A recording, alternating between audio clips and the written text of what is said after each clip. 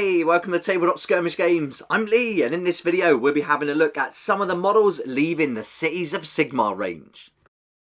An announcement just went up on the Warhammer community site that told us the Cities of Sigmar range is going to get some changes. We're getting some new models, as we know, from the new Cities of Sigmar army and the Battle Tome that will be out soon, but a lot of the older miniatures now are going to be removed to make way for these new ones. During the preview a little while ago, we saw the new models, including the General, Cavalry, Gunners, and we saw that Ogre as well. So there's certainly a lot to look forward to if you're a fan of Cities of Sigmar. It's not really for me though, but I did love this model. Just looks awesome, and if you want to watch that video, that's up on the channel already. But it says in the article today that more updated units, including artillery, are on their way to a preview article near you. So soon we're going to get to see some new models coming out. And these are going to be replacing many of the ones that you can currently get for Cities of Sigmar. But you're still going to be able to use many of the models that are currently available, including the Celestial Hurricanum, the Steam Tank, and the Imperial Griffin. So that's not the end of the world. They're still going to be included in the new Cities of Sigmar Battle Tome. I've not paid much attention to this Imperial Griffin before. It looks like a great model, and even when you compare it to the new one, it's pretty good. It definitely holds up. So I'm glad they've kept that one in, because that's a really nice model.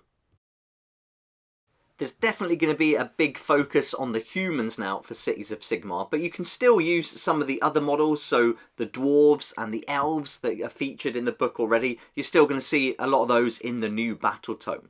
That means that if you want to go with a combined force of elves, humans and dwarves, you can certainly still do that. So that's really good news, but the focus will be on those humans.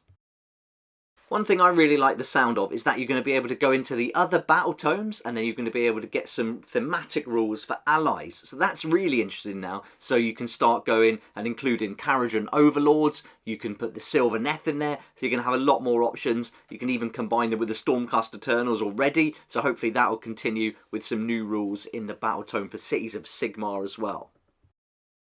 But with all these changes, it now means that many units are going to leave the range. So I'm going to be going through all the ones that they featured in the article now. And so these will be making way for the new miniatures. Some of them are going to be replaced. So certainly look forward to seeing some new versions of some of these potentially, as they hinted to and we covered a little bit earlier in the video.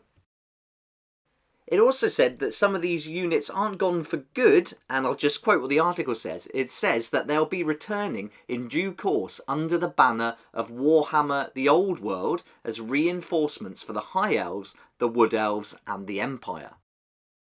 I don't know if I like the sound of that all that much. The more I hear about Warhammer The Old World, the more I'm not interested in it, which is a shame because it had some potential. I was really looking forward to seeing Wood Elves being reborn again and with some new models, but it doesn't look like that's going to happen. And now they're adding these to the mix as well, and then combining that with some plastic, some resin, some new, some old. It's a bit confusing for me. One thing they emphasise though, back to Age of Sigmar, is that if you want to keep your existing Cities of Sigmar army and models, you can certainly do that. Just proxy them and make it clear to your opponent which units from the Battle Tome, the new Battle Tome, that they'll be representing. There we go, then that covers the update and the announcement in that article. It says at the very bottom there's going to be more information on Cities of Sigmar very soon, and also for the new Old World later in July.